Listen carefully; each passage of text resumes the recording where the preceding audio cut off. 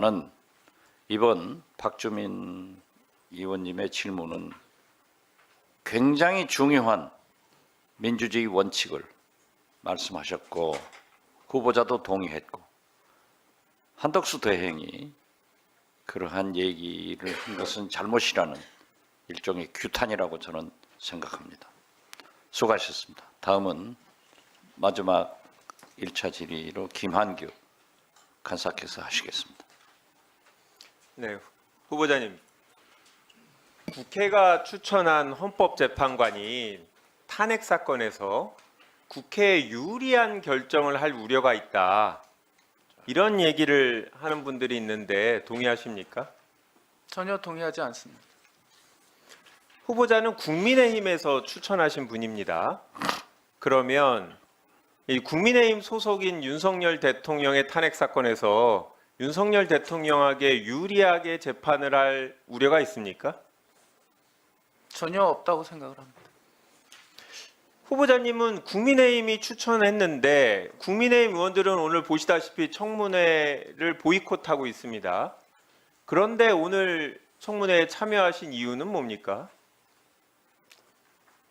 추천은 국민의힘에서 있었지만 국회 선출이라는 그러니까 국민의힘과 더불어민주당을 떠나서 국회에서 선출하는 후보자로서 이 자리에 나와 있습니다.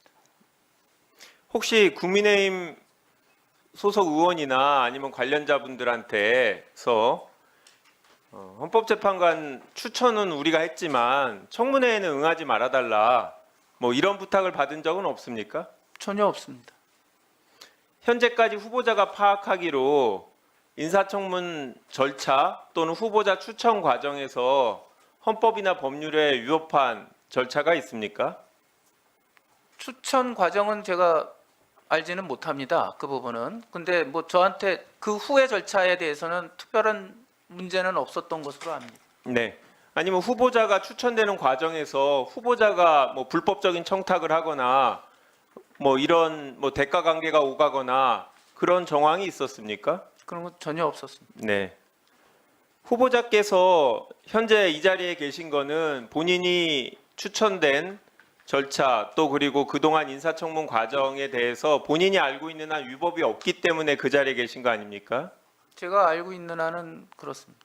후보자는 국민의힘이 추천했지만 국민의힘과 무관하다라고 본인이 자신하고 계시고 더불어민주당이 추천한 두 후보자도 어제 인사청문했는데 그 두 후보자도 마찬가지로 재판관으로 임명되면 추천자의 의사하고 관계없이 추천자의 이해관계를 고려하지 않고 법과 양심에 따라 재판하실 분이라고 생각하십니까? 당연히 그렇게 하실 거라고 생각을 합니다. 네. 김종민 의원이 아까 질의하신 부분 관련해서 몇 가지 더 여쭙겠습니다. 내란죄가 성립하는지가 대통령 탄핵 소추 당시에도 중요한 부분이었고 추후 심리에서 중요한 쟁점이 될 것이라고 생각합니다. 그런데 헌법재판소에서 탄핵 심리를 할 때 반드시 내란죄가 성립하는지 여부를 판단해야지만 결론에 달할 수 있습니까? 그것이 반드시 전제가 될지 여부에 대해서는 아마 심리 과정에서 논의가 있지 않을까 생각을 합니다. 네. 아니 형법상 형사적으로 범죄가 되는지 이 부분하고 대통령이 중대한 헌법과 법률 위반이 되는지는 반드시 동일한 건 아니죠. 반드시 동일하다고는 네. 네. 그러니까 헌법재판소가 저는 개인적으로 내란죄가 인정된다고 봅니다만 내란죄 성립 여부를 판단하지 않더라도 비상계엄 자체가 만약에 중대한 법률 위반, 헌법 위반이라고 판단한다면 탄핵을 인용할 수도 있는 거죠. 심리 과정에서 그러한 부분이 밝혀진다면 이라는 전제에서는 가능하다고도 생각합니다. 이제 헌법재판관이 되실 가능성이 있는 상황인데 헌법재판관이 되신 다음에 재판을 하셔야 되는데 만약입니다. 군대나 경찰에 의해서 헌법재판소로 출근할 수 없게 해서 심리를 할 수 없게 되면 그건 형법제 91조 제2호의 국헌문란에 해당합니까? 헌법기관의 기능을 상실하게 하는 것이 문헌상 국헌문란에 해당한다라는 의미는 맞습니다. 헌법재판소가 재판하는 게 권능 행사잖아요. 네. 그러니까 그 부분을 방해하면 형법 91조 제2호의 국헌문란에 해당하는 거 아닙니까? 이론적으로 맞죠? 이론적으로는 그렇습니다. 네. 마찬가지 이론적으로 묻겠습니다. 국회의 권능은 법안을 심의하고 의결을 하고 이런 부분이 가장 중요합니다. 그리고 그 행위는 국회 본회의장 안에서 일어납니다. 만약에 헌법에 정해진 국회의 권능 행사를 방해하기 위해서 국회의원이 국회로 들어가는 것을 막는 군대나 경찰의 행위, 이거 국헌문란에 해당합니까? 가정적으로 말씀을 하셔서 누가 대답은- 시켰는지 물어보지 않았습니다. 네. 이거는 가정적으로 명확한 거 아닙니까? 국회의 권능을 행사하지 못하게 하는 행위에 대해서는 대법원 판례에서는 국헌문란의 목적이 있다라고 판단을 한 것은 맞습니다. 후보자도 동의합니까? 그 판례의 사실관계를 토대로 한 판단은 맞다고 생각을 합니다. 후보자는 선례나 판례가 없으면 본인의 의견을 밝히기 어려우십니까?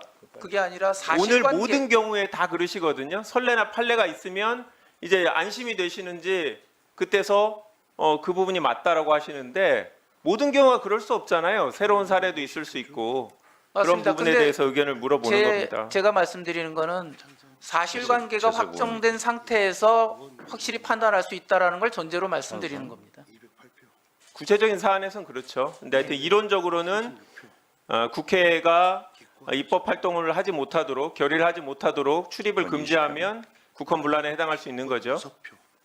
그거는 이론상은 그렇습니다. 네. 위원장님. 네, 2분 네. 더 드리겠습니다. 역시 가상적인 상황입니다.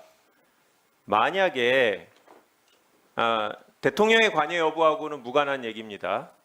현재 확인된 사실에 따르면 경찰이 수사 중인 노상원 전 정보사령관의 수첩에서 북한의 공격을 유도한다라는 내용이 확인됐고 수첩에는 수거 대상, 사살과 오물 풍선 등의 단어도 적혀 있다고 확인이 됐습니다.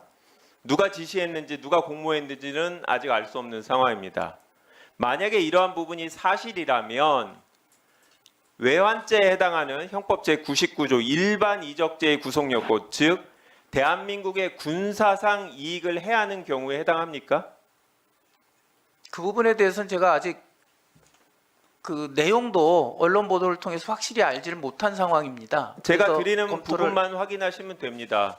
그러니까 실제로 적국이나 다른 나라가 우리나라를 침공하지 않았는데 우리가 다른 목적으로 의도적으로 다른 나라의 군사적인 침공을 했다. 이거 우리나라의 군사적 이익에 손해가 되는 거 아닙니까? 불필요한 전쟁을 하는 건데.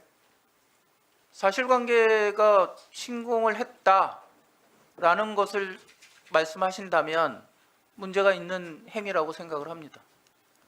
침공을 하지 않더라도 이적죄는 예비 음모 처벌하지 않습니까? 네. 침공하려고 하면 그거 자체가 일반 이적죄의 예비나 음모가 될 수 있는 거 아닙니까? 이론상 그렇습니다. 내란죄만이 아니라 외환죄도 대통령은 현직에 있을 때도 형사소추의 대상이 되는 거죠. 네. 네. 그리고 아까 민병덕 의원 질의한 부분 관련해서 한 가지만 더 확인하겠는데 헌법재판관 임명에 관해서 규정상은 맞다. 하지만 다른 학설이 있는 건 간과할 수 없다고 했는데 그러면 임명하지 않아도 헌법 위반이 아닙니까? 규정상으로는 그 1분 더 드리겠습니다. 위반의 소지가 있다고 보여집니다. 네. 그러면 임명을 해야 되고 임명을 하지 않으면 그거 자체는 법 위반 여지가 있다라고 생각하시는 거죠? 그럴 소지가 있다고 생각은 합니다. 중대한 위반입니까?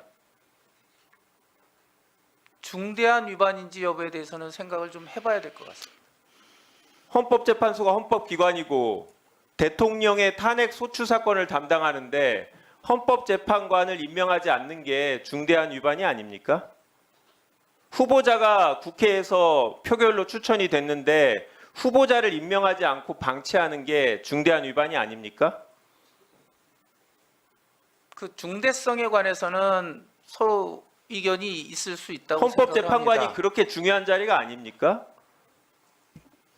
중요한 자리인 점은 맞습니다. 그러나 그 임명권의 행사 여부가 중대한 위법이 되는지에 대해서는 견해가 다를 수 있다고 생각을 합니다. 전혀 동의하지 못하겠습니다. 네, 수고하셨습니다. 위원장도